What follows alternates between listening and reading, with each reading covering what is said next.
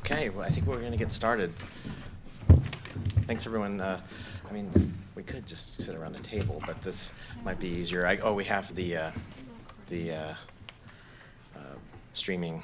So, welcome to Building Champions, Service Champions. I'm Tom Brannon. I'm the Executive Director of America's Service Commissions. We're the association for the 53 state service commissions throughout the country.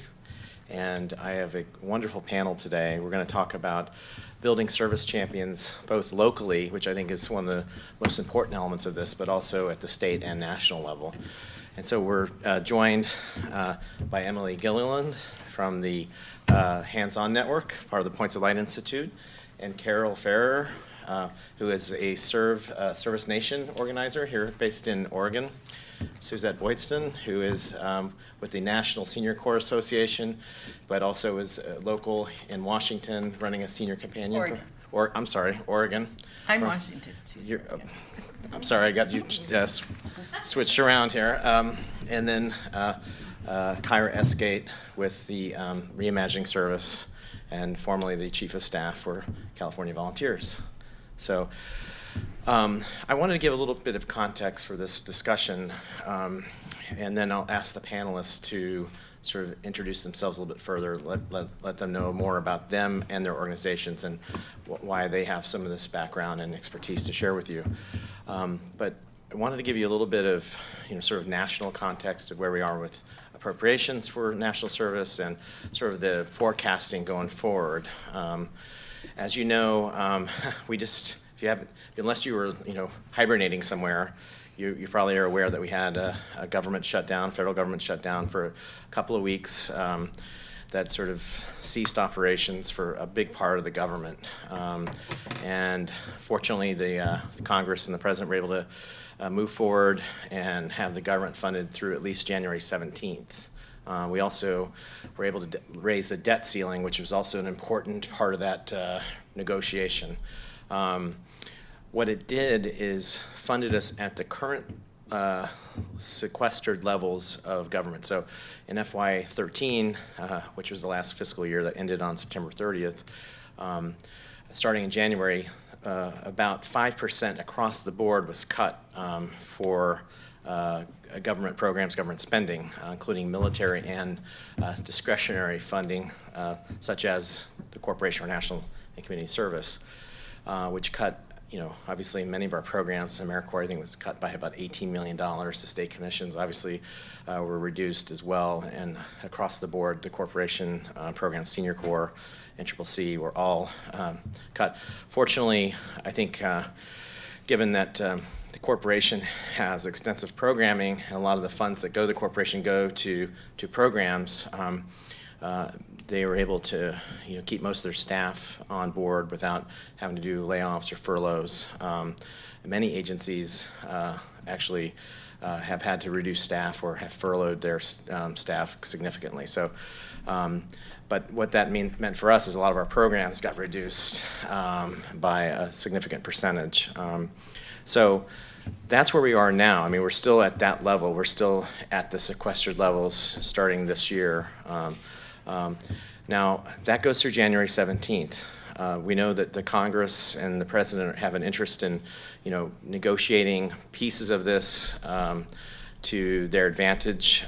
Some are talking about a grand bargain that would include some reforms on entitlements, earned entitlements such as Social Security and Medicare, and possibly some revenue enhancements on the other side. However, we've been down that road before. You've seen that happen. We had the super committee a few years ago. We didn't get anywhere with that, and that's how we ended up with the sequestration. That was part of the Budget Control Act of 2011. So here we are within a few months, hopefully going to have something. I imagine that they'll do their best not to have another government shutdown. But obviously things are dynamic right now. However, the funding priorities and discussions are going to be happening for the next several weeks. I mean, January is coming down the road pretty quickly.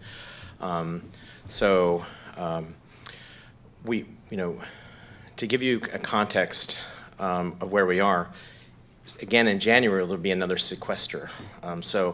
if we remain, if we get a full year continuing resolution, they decide to keep us at this current level funding for the rest of the year, the rest of the fiscal year that would go to September 30th, and they don't either repeal the sequester or alter the sequester, we'll get another sequester starting in January, which again would cut another 5 to 8%, somewhere in that mix for the rest of the year. So we would be further reduced. All our programs would be further reduced. So we're, it's hopefully in our advantage, hopefully to that the Congress gets together and decides to really come together and have a more robust budget.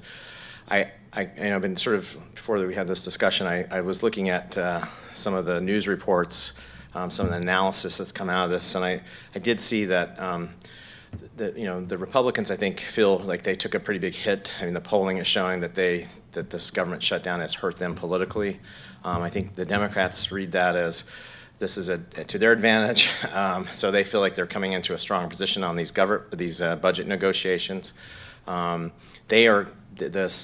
Senate had a higher budget cap that they feel they would like to. I think that's their negotiating point, and also I know that they have an interest in at least pushing back the sequester or removing it altogether. So hopefully we will, have somewhere in between where we don't have as deep a sequester or we get closer to the Senate's budget. So hopefully some of this will be resolved and we'll have a budget for the year, but I just wanted to give you a little bit of context because champions are going to mean so much with all of this because, as many of you know, in the House, for instance, in 2011, when after the 2010 midterms, the new House came in, and one of the things they put as a priority, and one of the things they actually put in the appropriations bill, was to zero out the corporation.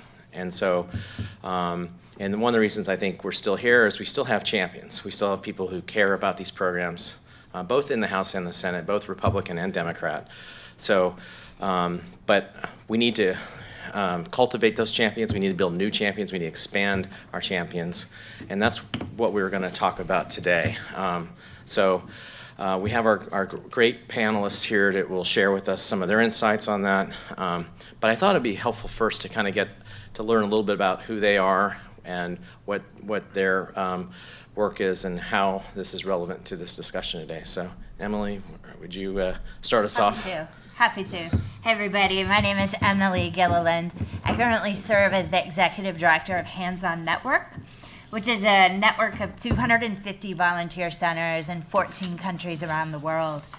Prior to that, I was the Executive Director of Oregon Campus Compact, which is a network of organizations across the country that focuses on higher education engagement. It's a membership organization of college presidents. And we did great work here in Oregon around activating students, faculty, administrators, and presidents towards the goal of having every student in the state have some sort of transformative service experience while they're in an Oregon higher education institution. I also served in AmeriCorps, and as an AmeriCorps member, I had an absolutely transformative service experience. Not so much because of the work that I did, because it was grueling and sometimes didn't make sense, but because of the connection I made to other people and the opportunity I had to find my own voice and what my passion was in the community.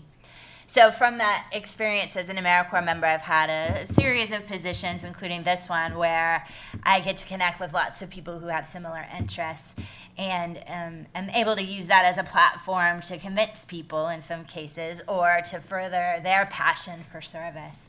So I have dabbled in some legislative education through my role as an Oregon commissioner and then as a community member. So I just moved back to Portland. I've been in Atlanta with the Points of Light headquarters for the last 9 months as I've started this position.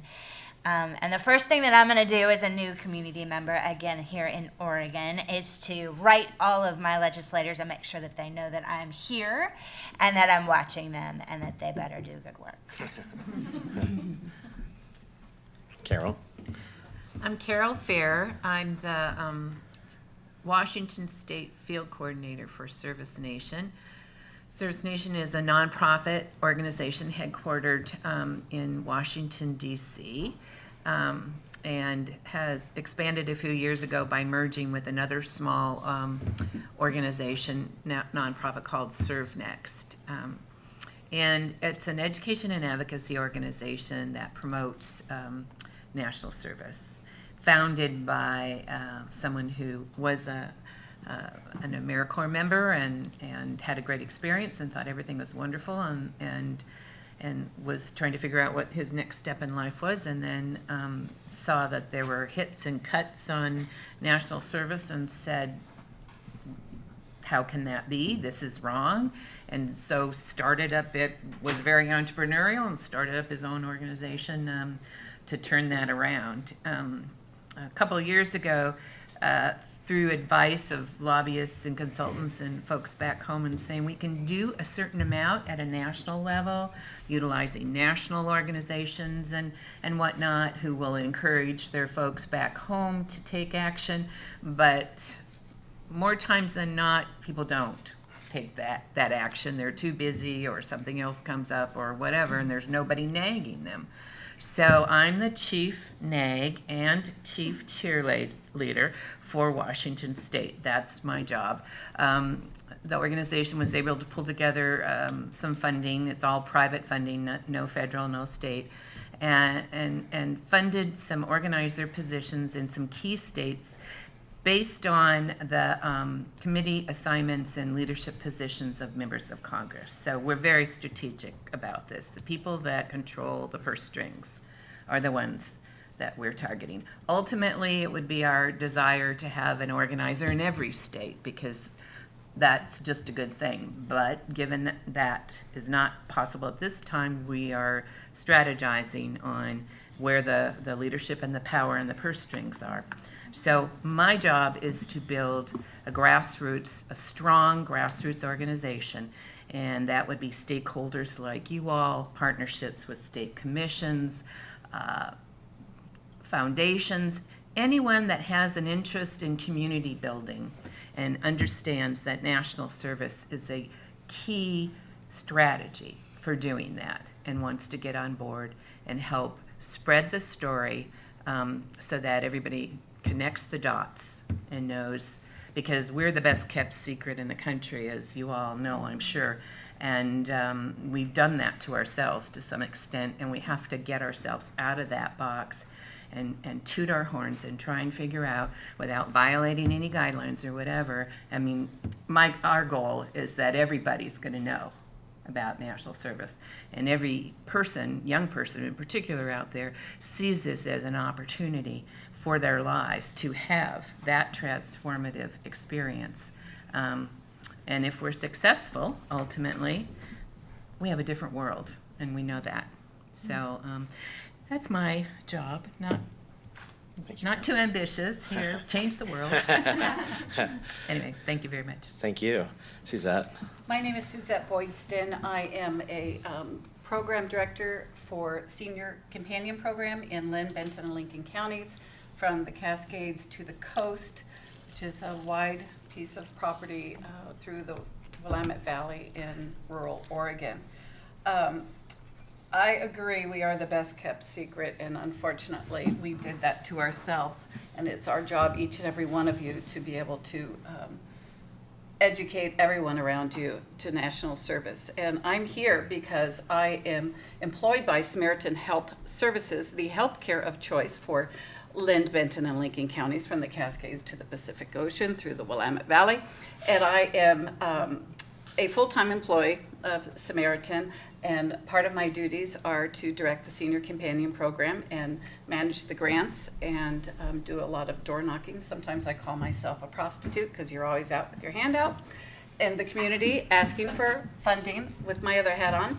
And I'm also director of volunteer services for one of our rural hospitals, and very involved with our administration and foundations that support insurance for those who are underserved, and we do all sorts of incredible things. So Senior Corps is a cost-effective answer to many of our community needs. And it's really our job to remind everyone of that. And it's always in the president's budget as a cost-effective answer.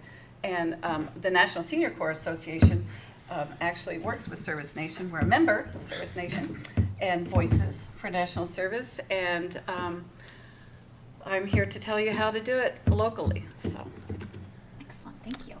Kyra. And I'm Kyra Esgate. I'm the Executive Director of Reimagining Service. And you heard about Reimagining Service at lunch, so I'm not going to go into a lot of detail about that. But I think what's really relevant for my participation in today's panel is prior to my current role, I was the Chief of Staff at California Volunteers, which is the state service commission in California. And as part of my duties at California Volunteers, I was responsible for overseeing our congressional and state legislative outreach. So really educating our legislators, both in DC as well as within Sacramento, about the work of the commission and all of the programs and the partners that we supported. And so we had a pretty aggressive outreach strategy, particularly in Congress, where obviously most of the funding that the state commission oversaw came from Congress. And also, obviously, as you know, California being the largest state, we had the largest congressional delegation, so our ability to deliver those votes in support of budgets as well as the Serve America Act and other key pieces of legislation was critically important. So I'm excited to share with you a little bit about what we learned about that experience and, you know, some of the do's and don'ts that we had, certainly seeing what programs did locally that was very effective versus things not so much. Thanks, Kyra. And I wanted to ask you a question first. You know, this is our fourth conference that the commissions have been hosting. We started off in Denver, Colorado, the Colorado Commission, and then we were in St. Charles, Illinois. And Valerie, I thought, was wonderful when she was here this week. And in St. Charles, we had the director of AmeriCorps, Bill Basil, give us a presentation. And I thought, you know, obviously Bill is from Washington, knows this region very well, and I thought, you know, who better to kind of tell a story about than Bill Basil as part of this panel. He was relating a story about, you may have heard a few months ago, there was a terrible explosion in West Texas, the town of West Texas. And for those who, I'm sure everyone knows, Bill Basil is the director of AmeriCorps. So he was visiting with the congressman from that area of Texas. We visited his office. And the congressman was very thankful to the corporation, to the AmeriCorps members, the Senior Corps volunteers, and I believe there was even some Volunteer Generation Fund volunteers, supported volunteers that were there responding, being, you know, really supporting that community after that tragic event. And the thing that, and this is a good story, but it's also got a kind of a bad story as well. You know, it's great that the congressman was thankful and was appreciative of the work of the corporation and its programs. The thing is, though, he confessed to Bill Basil that he had never heard of these programs prior to that. Mm-hmm. And, you know, I guess my question is, how do we get beyond a disaster? I mean, when we had the terrible tornadoes in Joplin, Missouri, some of you may have heard, there actually is a statute dedicated to the AmeriCorps. Part of it is dedicated to the AmeriCorps effort after that terrible tornado. And many of you, I'm sure, have heard stories about the response that our program, Senior Corps and AmeriCorps, and you know, our other corporation-funded programs supported after Katrina in Mississippi and Louisiana, Alabama, Texas. But it always seems to be a disaster. But we have other issues that are happening, that are, you know, everyday issues that our programs are impacting on a daily basis. How do we sort of knock those barriers down? How do we get to them to say, we're here in these communities all the time doing this work, whether it's a disaster, whether it's in a school we're trying to turn around? No, I think it's a great question, Tom. And so, I mean, what I would say is, you know, it's particularly with disasters, it's an opportunistic piece, right? So there's an opportunity there. Obviously, great tragedy has occurred, but there's an opportunity to kind of sell the work of national service in a way that's really upfront for people. And so I think from my perspective, one of the most important things is that we need to be proactive.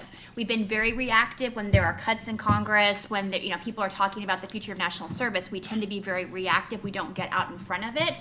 And I think that puts us at risk for seeing these types of cuts that are a concern.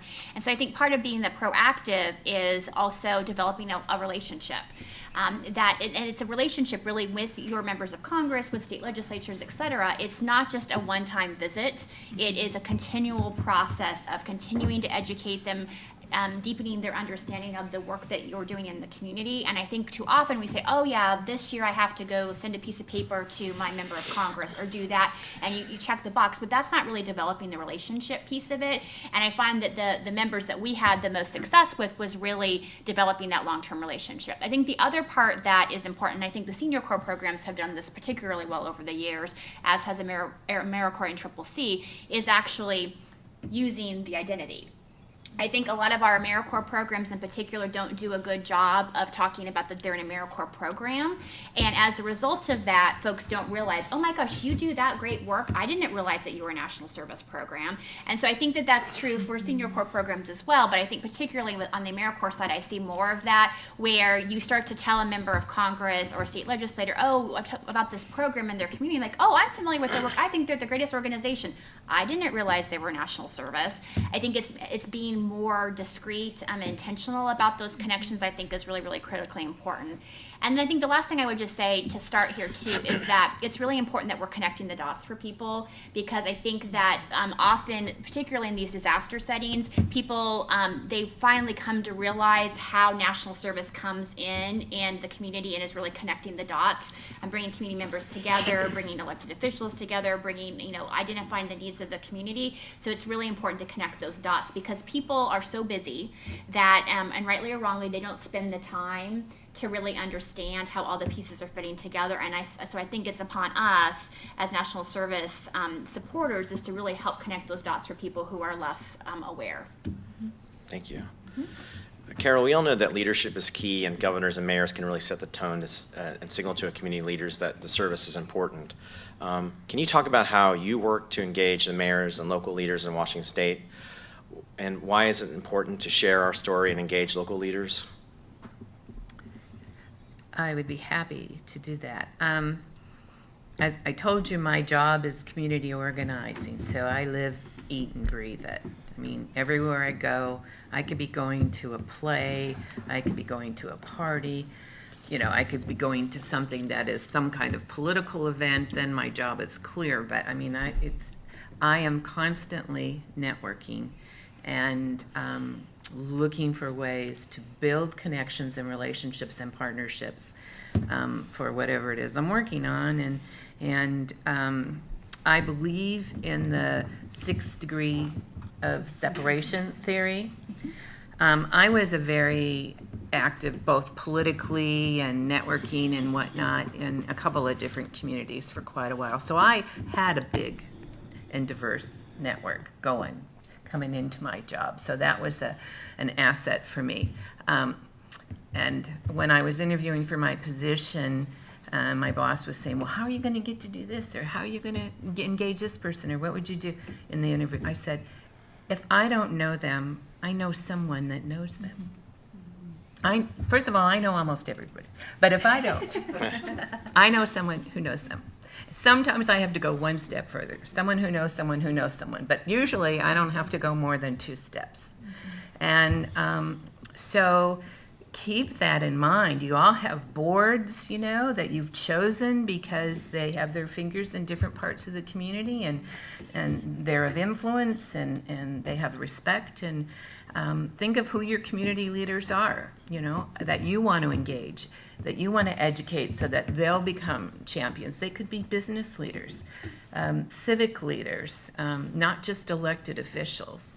To be gross or crass, people who donate to the campaigns of your elected officials are really important people to connect with.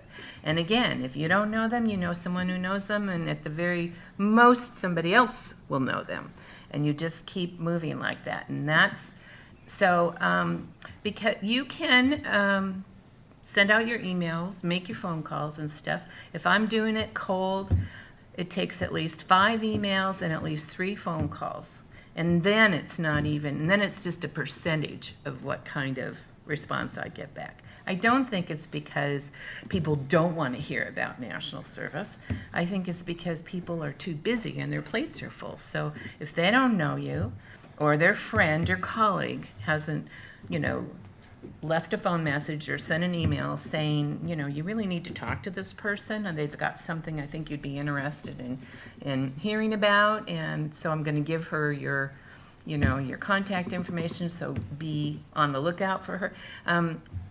Then I'll get a response. But if I'm doing it cold, it's just like sales, because that's what you're in, really, and you're going to get this small a response. So the more organizing you do, the broader your grassroots coalition, the more connecting you do, the more partnerships you build, the more successful you're going to be. As far as my strategies and tactics, I relate to local governor, mayors, all those state legislators, all of those opinion leaders. I do the same thing for them that I do to engage members of Congress. Sometimes they're easier because, especially if they're close to me, I already know them. I've given them some money from their campaign. I've gone to an event. We've worked on something in the community together. Or I've engaged somebody else who's done those things. So we can make those connections good. And all you have to do is just start connecting the dots for them if they don't know, that yes, Habitat for Humanity is great, but did you know that a lot of those bodies out there that are recruiting volunteers and helping to build those houses and soliciting donations for materials and things, those are people who have dedicated a year of their life to service. Well, no, I thought they were either just staff or volunteers. No, so again, that branding issue, so, bringing it up, shining the spotlight on this all the time is what we need to do. So I do the same kind of things to engage and educate, connecting with other people if I don't have that direct connection myself, to have some time to tell them the story, take them to an agency or a site visit or an event's going on, and getting them to show up, because that's their job as elected officials, and they want good opportunities to do that. You just have to make sure you get yourself on their schedule. Make friends with the administrative assistants. They are your best friend out there. And also alums, bring the staff people along just in case somebody needs facts and figures, but have the alums tell the story. They get the heartbeat going. They get the eyes watering. They are so full of passion and sincerity, and that they tell the story for you. So again, once they have a little bit of information about this, then you can engage them to take the next step. And what we've been able to do is to build on that. There's been our partners at the national level start some initiatives, like we've started support letters for national service at key political times. And so there'll be a letter that goes out with 12 signatures from mayors around the country. So then you get, so you either email or deliver or whatever to your mayor and say, would like you to sign your name onto this. Look, see, your colleagues from around the country are doing this. Mayors, governors, health leaders, education leaders, business leaders, all those kinds of things. So they see it's not just them and their community. This is national. But you always have to bring it home, how the impact is at home. So if you start the education process with them, then you can get them to take the next step to be a supporter and a champion, to sign their names on these letters, and further along the line, whatever. You do an op-ed on something in the newspaper. I mean, there's lots of ways for them to demonstrate their support in a way that can have an impact on the policies for our country, so that our funding can not only be protected, but so that we start going in the direction that we're supposed to be going, which is to grow, not just to try and stay alive, but to grow. So those are some strategies, and the best thing I can suggest to you is partner. If you don't have an organizer, and we only have a few around the country, so if you're in Washington, join my coalition. If you can join the national coalition, and you can get support from our headquarters in DC for your efforts and what you're doing, and get a lot of good information and be able to take action. Work closely with your state commissions. See what you can do to, again, every opportunity, shine the light on what you're doing, but shine it on the connection between how national service members make it possible for your organizations to do the great things that you do. Thank you very much. Emily, you have a national network of hands-on affiliates and volunteer centers doing critical work throughout the nation. How do you approach telling your network story from both the local point of view and the national point of view? I mean, you have a unique placement in our communities throughout the country. So how do you do that both locally and at the national level? Yeah, absolutely. So the great thing about a volunteer center in any given community is that it has the potential to really serve as an anchor in the community that can help connect resources to needs and make things happen. And oftentimes that happens through national service programming.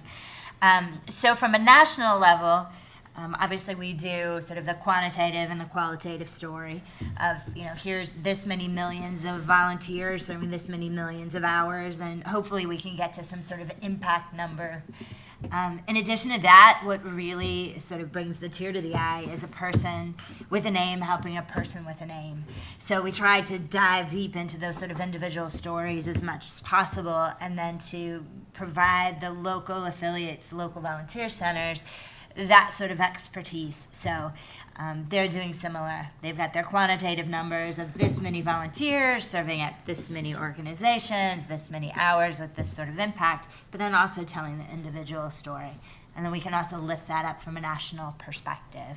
I think you brought up so many wonderful points, and if I would have been asked the same question, I would have said almost identical if I was thinking straight and eloquent as you are. One thing that I would just add to the mix is the power of higher education. So as director of Oregon Campus Compact, and Alexis runs the Utah Campus Compact, when I found that our national service programming in Oregon was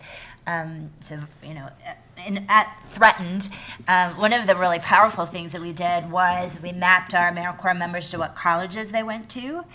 And then we communicated that to the college presidents or to the advocacy offices in each of the universities, so that when they were also talking to the federal delegation, that they could tell the story of their alumni from their college who were doing good work. So very powerful opportunity to not only use your alums, but connect those alums to networks that have a powerful voice. I happen to have a connection to the House freshman class president, who sat next to my sister in chemistry class in high school. And so he knows me he doesn't know me at all, but I come from his hometown, and he sat next to my sister in chemistry class, and he happened to have a crush on her. So I used that to my advantage and ended up getting an hour and a half with him on the Hill over the summer. And he's from a different political party than I am. And luckily in Oregon, the delegation here tends to be friendly. So they know national service. One of our representatives actually started a senior corps program. So my Hill visits in Oregon have been really painless. And when I was nervous about, what do I say? They were friendly. They already support national service. Unfortunately, our delegation doesn't have the opportunity to vote on national service right now because of all the wranglings and things that Tom started with. But anyways, my conversation with my hometown hero, Representative Luke Messer, coming from a different political persuasion than I did. I was really nervous he was going to ask me about my politics. But I did some research on him, and I found out the things that we had in common, and I showed how service unites. So whether you're an R or a D or something else, service unites, and I think that that's the important thing to focus on. It doesn't matter our political persuasion. If there's a need, volunteers step up and they get it done.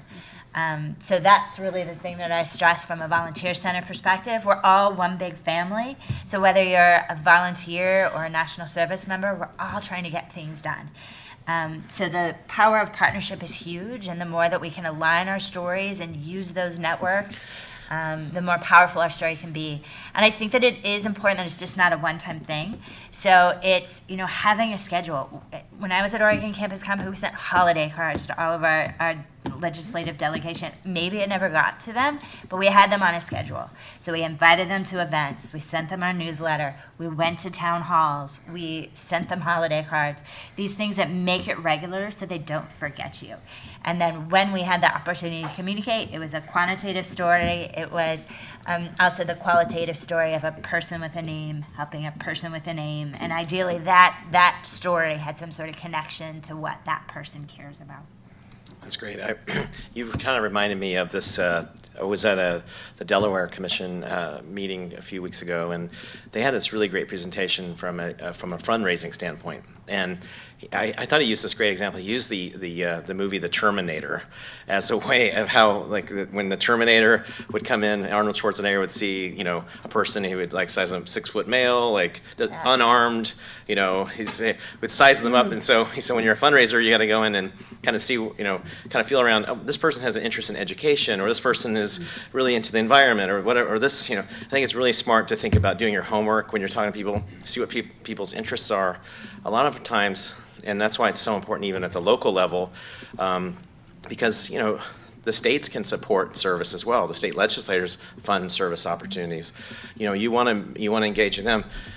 A lot of the things that we do in national service affect everyone. I mean, local business. It's important to the business community that our schools are good, that we have our parks are clean. The local issues. And even when you get to the congressional level, a lot of these folks who are in Congress or the Senate started off as a school board member or a local mayor or a city council member. So they have all been in tune with these issues. They all understand the issues, and they know the organizations you're working with. I mean, they know Habitat for Humanity. They know, the local public school district, or they know the range of issues that are there. So I think it's really important that you do come in and know what their interests are, because you can then say, this is why it's good for you. This is why it's good for your constituents. This is why it's good for your district. This is why it's good for our state. So I think knowing that, and that could be at any level, whether it's a member of Congress or your local city council member. Those are key things to have an interest in understanding of what they think are priorities in your community. And just one thing to add, the after is so critical as well. Thanking them publicly.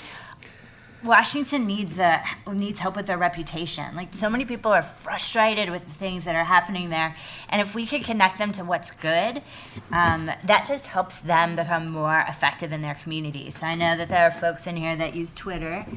And so I tweeted out a thanks to every single office that I visited when I was in DC last, and it's amazing the lift that got. Of course, my CLAP score went up, but beyond that, they care about that because they want to be seen as effective, and they're frustrated as well. So the thank you is really important. And Suzette, I think this is a great way to ask you. I think one of the great things about the Senior Corps, many of the programs have been around since the 60s. I think of Senior Companions as one of the most vital programs. Even when we talk about, especially when we talk to members of Congress about how we're saving money in our programs, supporting a senior staying in their home, how much that saves our government and how our communities. And also the dignity is such an important of that person to maintain their life in independence. And the Senior Companions do that.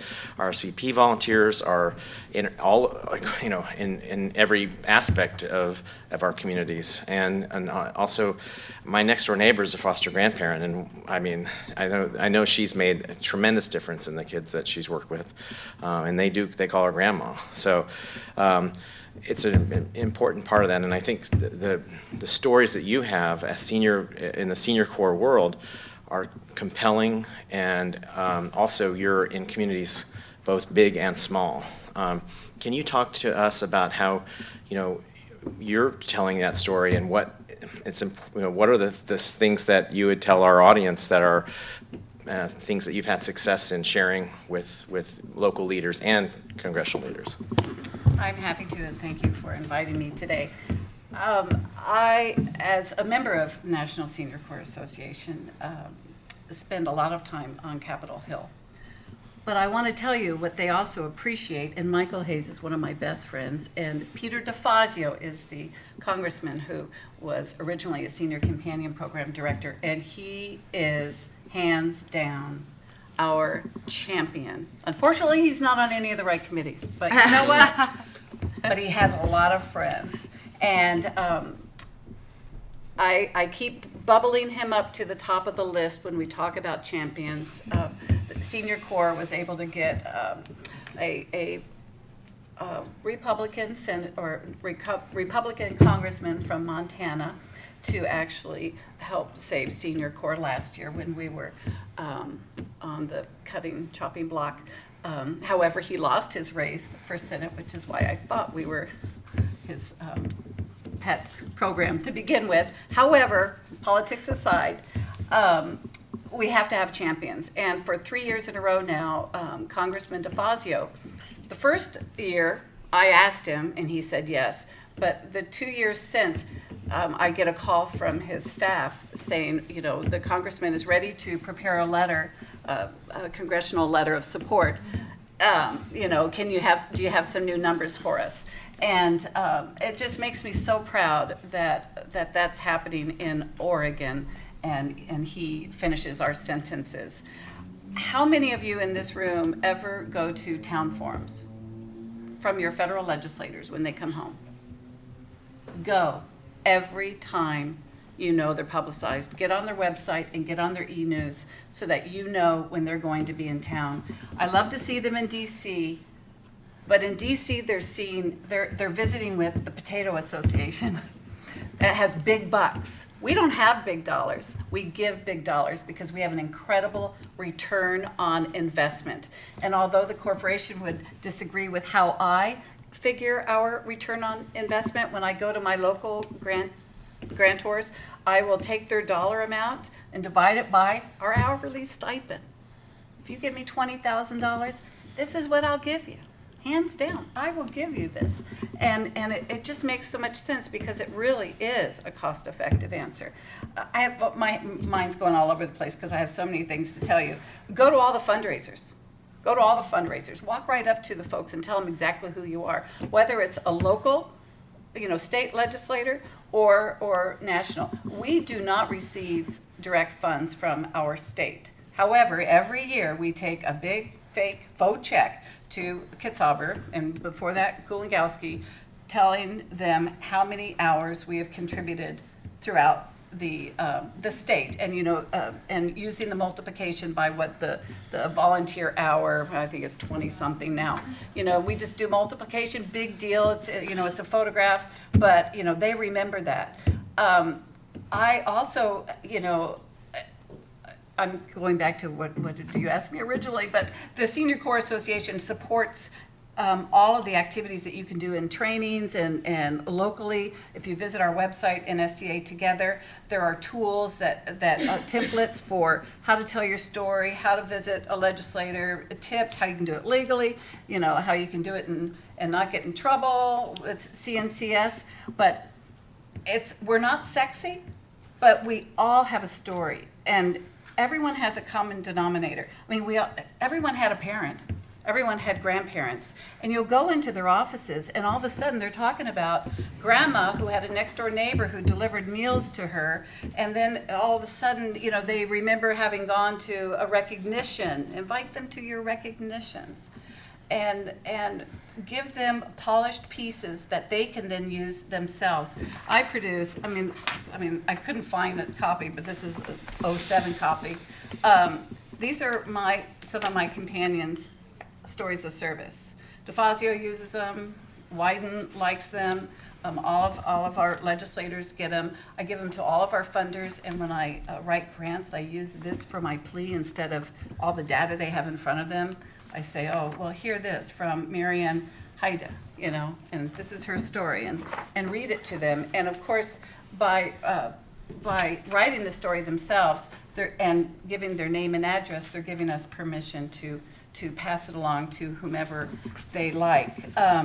Be a member of a national association. I don't care what association you're involved with. You need to play. You need to participate. Your stepping up makes all the difference in the world. And don't ever say, I'm just this one person, I can't possibly change anything. It does. And one thing I've learned in making the rounds of the town halls, no one's going to know you're there unless you raise your hand, and not unless you're the first one to raise your hand. And the first thing you want to do is, even if they have never voted for your programs, thank you for your support for the senior corps programs. Thank you for supporting national service, RSVP, FGP, and you go through the little thing. And we really appreciate your help today in helping engage our senior population in service that our communities deserve and helping meet their needs. And sit down. And more often than not, Peter DeFazio, he can go on for 4 minutes. He'll say, I don't know if you know about the Senior Companion Program. And he will then do all my advertising. And the newspaper's there. And then they want to know more. And then I have the stories.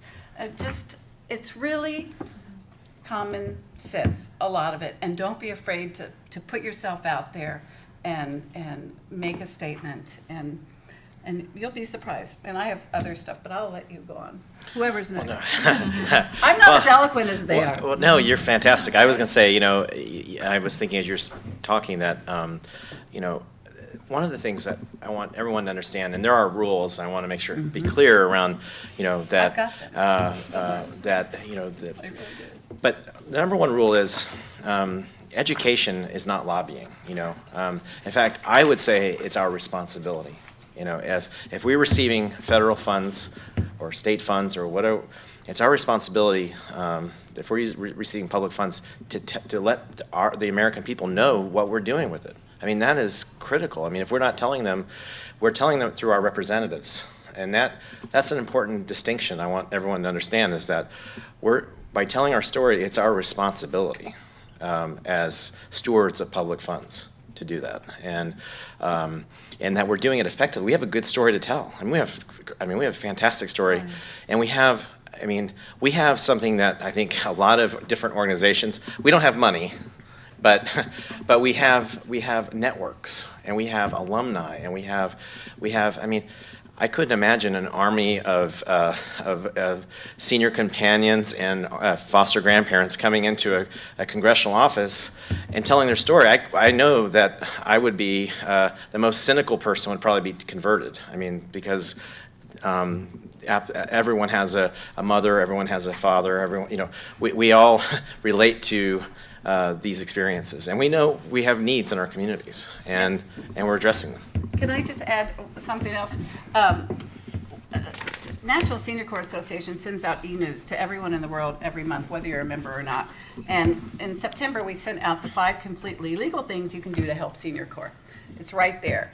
I suggest you email instead of snail mail, because the anthrax, scare years ago, snail mail really is snail mail. It hardly ever gets there anymore. And we were invited to the White House. It was wonderful being in the West Wing, and I was taking pictures of their hand sanitizers. And I loved the art because it was all photographs from the campaign. And they wanted to talk to us about how do we get the word out about, and this was during the last pandemic scare. It was like 2 or 3 years ago when seniors weren't first in line.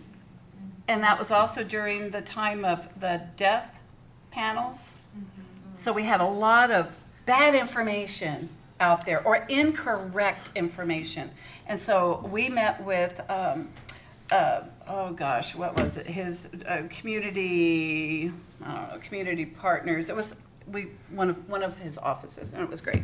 But what we were able to tell them was we used to have 500,000 Senior Corps volunteers nationwide. Now we have like 450,000 Senior Corps volunteers nationwide. We can direct an email to all of our program directors, all of you, whether you're members or not, in 5 minutes that says, tell your seniors this.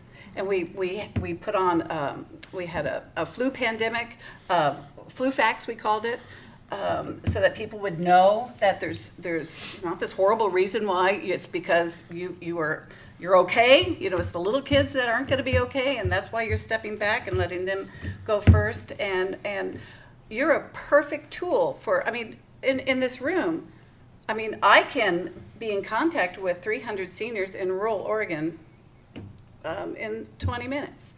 So how many people can you be in contact with?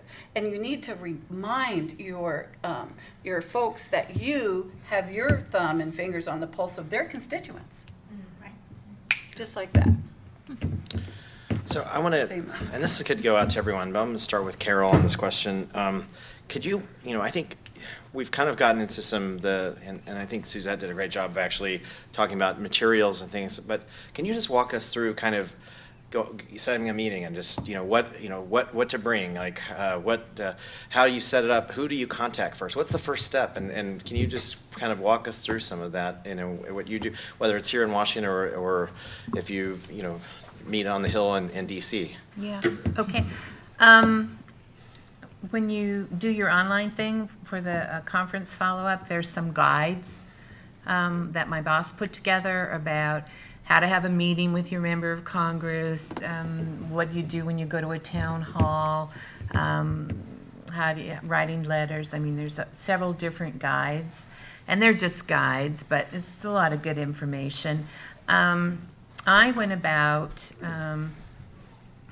you start with staff, if you don't already know these folks. The other thing I want to say before we get too far off of this, if you're feeling overwhelmed with, these are all great ideas, and if I just had 50% more time in my day, I could maybe do these things. You don't have to do it all yourself. You've got board members, you've got donators, you've got volunteers who care about your program. These are perfect jobs for these folks, they're not protecting their jobs. They're speaking out for something they care about and support. So you might be suspect because you're the paid person for this, so your information doesn't quite carry the same heft as someone else. And particularly, again, if you've got people who are opinion setters, who have some influence in your community, use those folks. Use those folks to do this kind of thing. And I want to say seniors, everybody knows that seniors vote. Seniors are a hugely powerful political force. And truly, the reason that, funding was restored for some part of national service in the House budget was because of the push that the seniors made on that congressperson in Montana. Now, they only put back funding for Senior Corps. Right. Not a miracle. Lord knows where we would have gone. But it just shows the power. It shows what you can do. And to me, that's grassroots democracy. That is the power of the people. That's what it's supposed to be about. Whatever the issue is, if you can get yourself organized around it, it's all about, they want to keep their jobs. One, they want to keep their jobs. Two, whether you agree with them or not, they want to do good. Their definition of good may look different than yours. But three, they want to be seen doing good. So that's why always thank them, keep the communication up with them, invite them to something where they could get a picture taken and they could put it on their website and they look good and and you've had an opportunity to give them a little bit more information, that kind of thing. Building champions takes a while. Some people are naturally drawn to this and and their personality or whatever lends itself to being able to jump in with 2 feet once you give them some information and they know what they're doing. Other people take a while to cultivate. But what has already been brought up is that you need to do your homework. You need to research and find out what committees these folks serve on. And you can just go to their website and find out tons of information about who they are just by going to their websites. what they care about. You look at their committee assignments. If they belong to a separate caucus, then you'll see that they have interest areas. Some belong to a lot, some none, everything in between. Once you cultivate your relationship with the staff, and that's where you start, is with the staff. If you're not part of an association that's going to go to DC and do some lobbying, then you're going to be focused, in your district, at the district offices for the senators and for your member of Congress. You want to know who the scheduler is. You want to have a relationship with them. If you can, you want to have a relationship with the district director. If you can't get quite that far that quickly, there's always somebody who's in charge of outreach, constituent outreach. So there's somebody that are supposed to know about everything that's going on in their district. So start educating them. But you want to get up the chain as high as you can go. If you have opportunities to go to DC, then you want to connect with the staff in DC as well. And if you've got both those going, then you can maximize it because they're hearing it from DC, they're hearing it from the local level. Again, find out what's important to them and then connect the dots. Last week I held, we have these things called district days, and I get a broad array, usually 6 or 7 different programs, all of which are doing different things together, and they talk about their agencies and their programs and the critical role that national service members play in the delivery of their services, so that they're not just focused on one agency, they're seeing the broad array of services in their district. I bring alums along and let them tell stories, or get the agencies to find a good alum that can tell their story. They make a huge impact. I put together packets and have the agencies put information about their programs, and again, the role of national service members. After sequestration, with the help of our state commission, I put together a report on the impacts of the sequester cuts on us, and Washington took a huge hit. We had less funds and we had more competition, and we lost 5 major grants. And with the diligence, I'm pointing to Debbie over there for our state commission, they were able to, by shaving stuff off from others and bells and whistles, smoke and mirrors, I don't know how she did it, but was able to keep 4 of those 5 programs alive, barely alive, some of them, so that they can come back and reapply next year and hopefully do that. The impacts to the communities they serve was huge, just huge. And we totally lost our campus compact program for Washington. So they plan to come back next year. But anyway, I put together a report on the impact of those cuts so that they would know, how that changed life in their districts, that there's going to be hundreds of kids not tutored anymore. There's going to be parks not serviced anymore, and on, you know how it goes. So those are some of the things I do. I also, as you probably know, the way information is gathered from the corporation about who is serving and where and whatnot, it's a mess, So there's like 3 or 4 different sources of information. What our state commission can get their hands on is really solid, good information and well organized, and we try and deliver it by congressional district so that they can see, they see the big picture and they see what's going on in their district. How many programs, how many people, where they're serving, what agencies, what partners they touch, that kind of thing. There's no way at this moment in time to give them the whole total picture that looks like that, because the information for Vista comes in through a different channel, for Senior Corps comes in.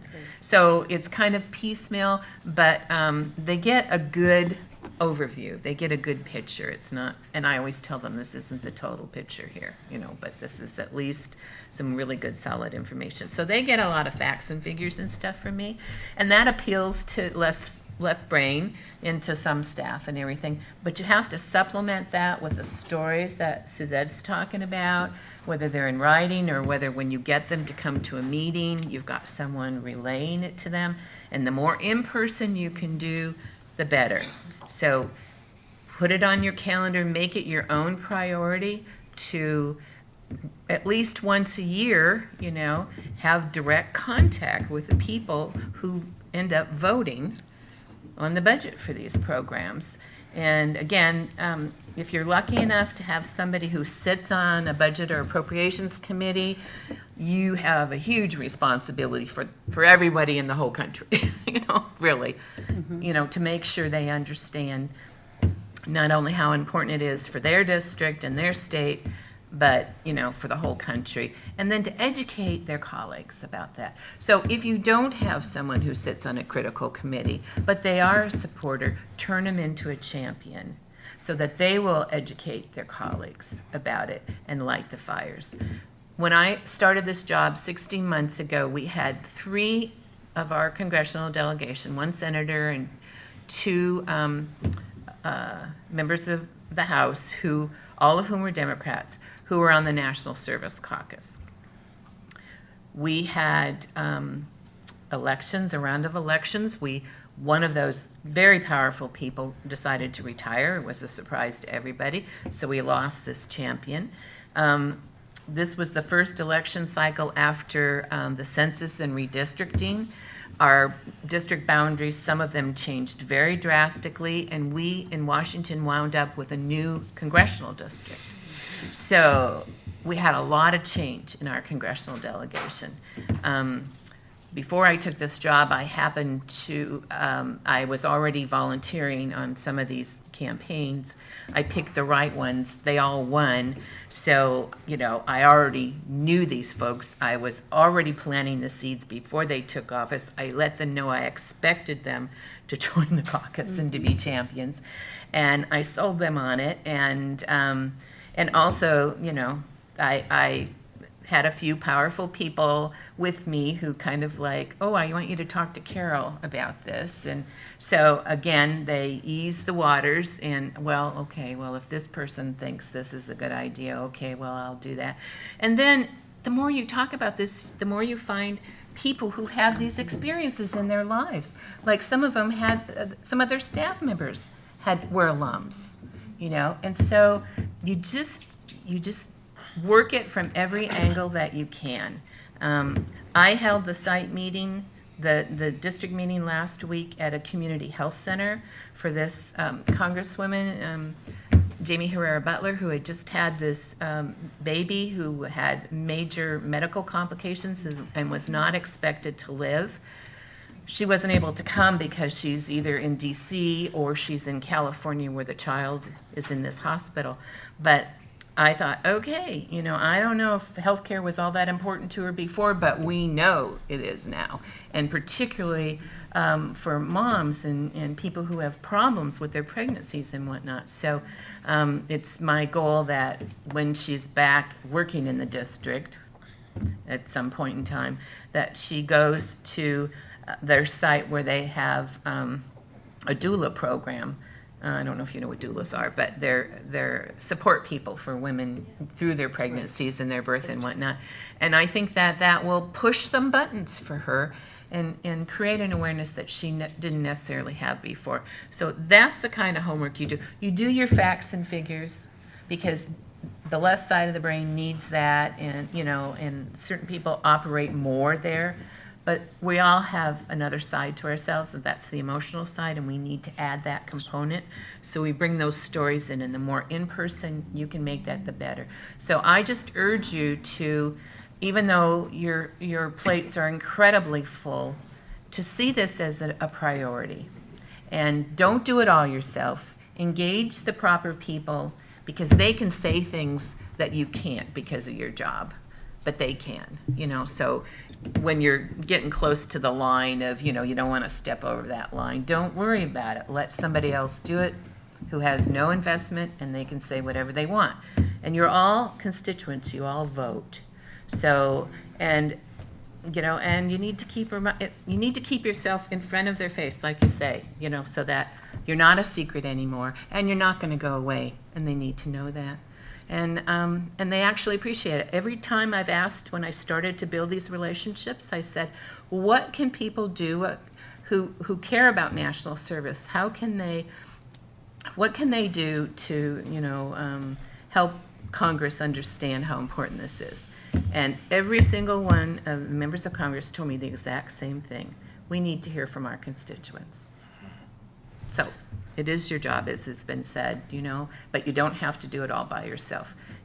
Join an association has been suggested. If you've got a coalition, right now we've got coalitions in Montana and Washington, but you can also be part of the national coalition. And we're all partners with the American Service Commission and Voices for National Service, and we all work together at a national level, so plug yourself in, and then when they say, okay, we need you to do this now, we need you to get as many phone calls made, or we need letters to the editor in your newspapers, or, attend a meeting, or get a member of Congress to come out to your visit, get your mayors and your governors and your state legislators, and if you've got, elected officials for your education, public education, not all states have elected officers, but some do, get them on board. Anybody that has a stake in strengthening your community and your state, they are a natural supporter for this.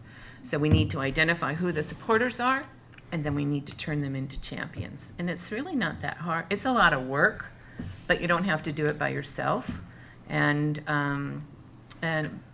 if you just do it, usually it works out. It's really, once you're there, and once you're talking to them, and they know who you are, and and their knowledge base goes up and up and up, well, then it's kind of like they act like they've always been there, and you go, oh yeah, and you give them all the credit in the world for whatever, they haven't done anything yet, but I started off with 3 people in our congressional delegation who are members of the National Caucus. 1 retired, so that got me down to 2. Now we're up to 7. Wow. And Awesome. one's a Republican, and I think I'm going to get another one on. And there used to be far more Republicans before we got so fractured politically. And it's our job to educate them that this has always been bipartisan support. It goes back. We got the facts to prove it. We've got administrations who all added their own little programs to this. It's always had bipartisan support, and that's the way it should be. This should not be a political football.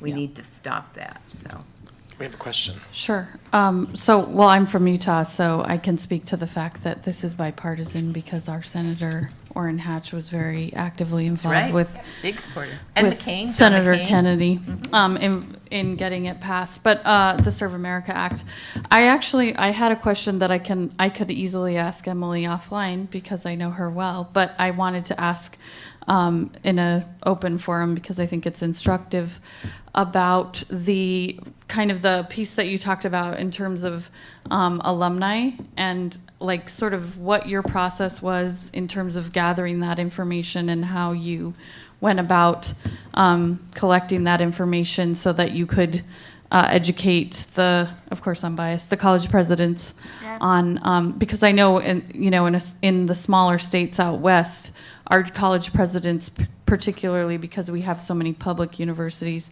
do have relationships with our legislators and our congressional delegations. Sure. So. I used the information in a few ways. One is I was lucky enough to get my hands on the amount of education awards for each college in Oregon. And I got that through Campus Compact. I'm not sure if that's widely available, but And if I could just add Yeah. to that, that's one of the things actually in California that we did was really effective when we did congressional visits. We actually showed the overall value of the education awards in that congressional district. So that multiplier effect is huge. So being able to use that kind of information is really important as well. Super important data. I think that corporation might have that. That's where it information originally came available. from, but I'm not Yeah. sure how people regularly access that. We got it through Campus Compact, but I used the heck out of that. So I could show Portland State, for example, that here's the amount of education awards that you've gotten over the life of national service over AmeriCorps. Here's what you got last. So that was a powerful piece of information. And then as we built our AmeriCorps programs, there was always a question of where did you go to school? And where was your hometown? So we could use that from two different perspectives so that I could deliver to the legislative office here, for example, that here's the AmeriCorps Education Awards you all have received. Here are the alumni that have crossed our path. And then if their hometown was in Ashland, for example, I could say, your community has also generated this number. The other really powerful advocate that we had here at Portland State, for example, is that I talked to the financial aid office, and they were able to communicate to all the people who have used their education award here. So when those letters came up, or it was just a key opportunity to lift people's voices, we needed calls, we needed support, we needed stories. I got help from the financial aid office to then reach out to those people. They wouldn't give me the emails or anything like that, but they delivered a message for me. That's right. Other people here that have used higher ed in different ways.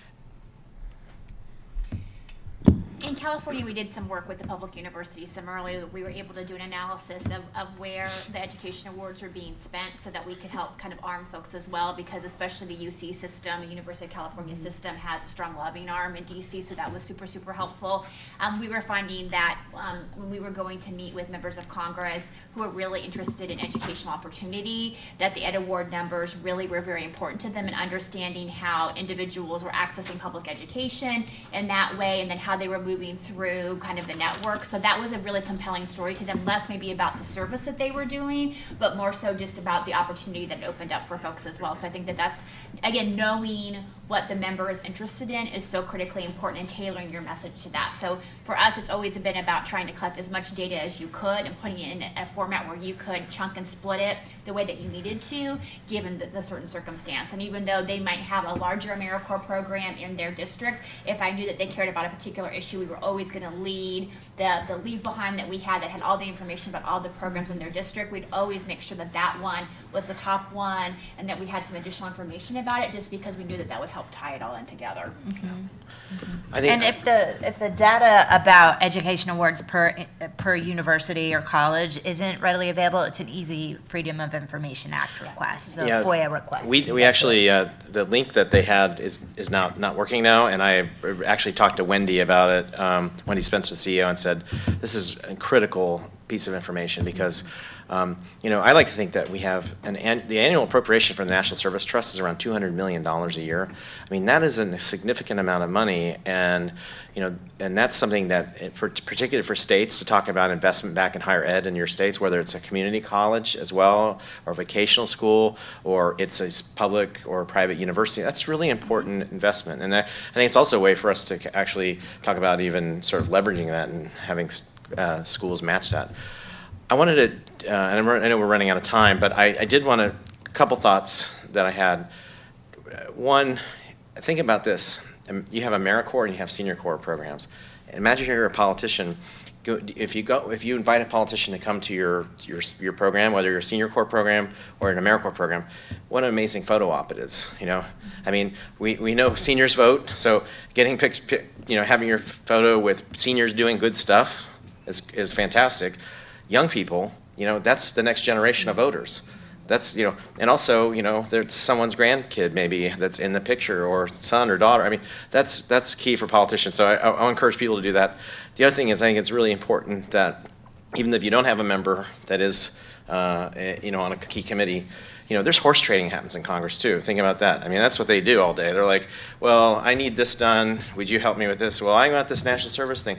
That's important too, and champions matter. We did a really when the HR 1 came out, we're zeroed out AmeriCorps. We were able to get 10 governors to sign on to a letter in support of not cutting, eliminating AmeriCorps. And we were concerned that we only had 10 governors, and we almost had a Republican governor on it, but then the last minute they pulled off the letter. So it wasn't a bipartisan letter. And so when I talked to the staff on the Appropriations Committee, I said, I know it wasn't bipartisan. I know it was, only 10 governors. They said, "Are you kidding me? We had transportation funding that didn't have 10 governors, and Democratic governors are under the same budget constraints. Having these champions was important. So having champions is key. Whether it's 10 or it's 5 or it's 50 governors, it's still a champion. And these guys in Washington are listening to governors. What are the priorities listed? They're listening to mayors. So just wanted to give you that little, insight when that's why the value of this. And the mayors talk to the governors, so it all leads upward. I know we're out of time, or are we got a few more? Virtual. What's that? Suzette, we have a question from Okay. a virtual participant. She wanted to know how to access the Stories of Service pamphlet and how can they utilize that for themselves as a program or participate in that Stories of Service pamphlet. Well, actually, that's something that I produced out of my office, but if I would be happy to give her a way to email me. But also, if you visit the NSTA Together website, you will see every single one of the tools I talked about, the template for the Stories of Service, and how to use them, and how the tips for visiting your legislator and so forth. If you could Google, me and probably find my telephone number through Samaritan Health Services in Albany, Oregon, or Newport, Oregon. So thank you. Would you be willing to share it with the PCLC? Oh, and we can post it on the website then. Absolutely. Okay, perfect. Great. I guess before we conclude, I want to, ask Kyra if you have any sort of last thoughts or comments or things you want to reflect on before we, any other advice or tips that you'd like to share with our audience. Well, just one thing came to mind that I think a couple things quickly. But what I really want to emphasize is the cultivating the staff part of it. I have talked to programs who have made visits on the Hill or have done district days, and they're like, "Oh, we only met the staff member," and blah, blah, blah, blah, blah. And I get it, right? You're in there, and maybe someone, you're like, how experienced is this person? Does this person have any sway with the member? It's super, super important, and the reason why is that a lot of congressional staffers jump member to member. And so if you can establish a relationship with them, it may be that you are calling on them from a different member, but if you have that relationship, it's really important. Also, a lot of the stuff that gets done in the district is really done by staff. So having that relationship with the staff member, obviously having it with the elected member is ideal, but don't underestimate the value of that, because that's really, really important. And when there is a critical vote, if you can go to that person and say, "Hey, I need you to talk to your boss about this," you've got that direct conduit in it versus you trying to reach the member, which is never going to happen, right? Unless you have a super, super close relationship. So don't undervalue the role of staff in congressional offices or legislative offices for that matter. And then I think the other thing, and this was brought up by the other panelists as well, but I would want to emphasize, is that I've always tried to think about the Jerry Maguire adage, like, help me help you. Mm-hmm. And so it's you are giving them opportunities when you have recognition events and you're inviting them in to come in, that there are those photo ops. If you have great stories that they can put in their district newsletters, there's all those opportunities where you are actually using their stature in the community to highlight and promote your program. So don't underestimate that, and to the degree that you can be someone that people really know, oh, we can go to that program and they'll always give us good content or a good member that we can highlight or a good story that we can highlight. If you become known in that way in a congressional district, that's really, really valuable for you and will get you a long way as well. So don't just always think about how you can be doing the work that you're already doing and leveraging it with members of Congress as well. That's great. Suzette, do you have anything to share? Well, I completely agree. Yes, get to know all the folks in the offices. Right. And a good way to start a relationship with them is when you're sitting there waiting for your appointment, is to start talking to all the people who are in that room, because they just cram their desks in. You just would not, but it's not very gracious. Where'd you go to school? And it just, and so many of them really don't go to the school in that district, but they do share and they do move around. And it is all about relationships. It's all about relationships. Just never forget that. That's great. Carol? I'm just gonna parrot what's already been said. Once you do that, just follow up. Just always follow up. And I would totally agree it is about relationships. Now I'm emailing people in DC saying, what's your weather like? It is sucky up here, you know? We've got fog, it's cold, you have sunshine, you know? I mean, you can do this with people you've not even met face to face. And then if you have a chance to meet them face to face, it's like you're already friends, you know? And again, same thing, help them do their jobs.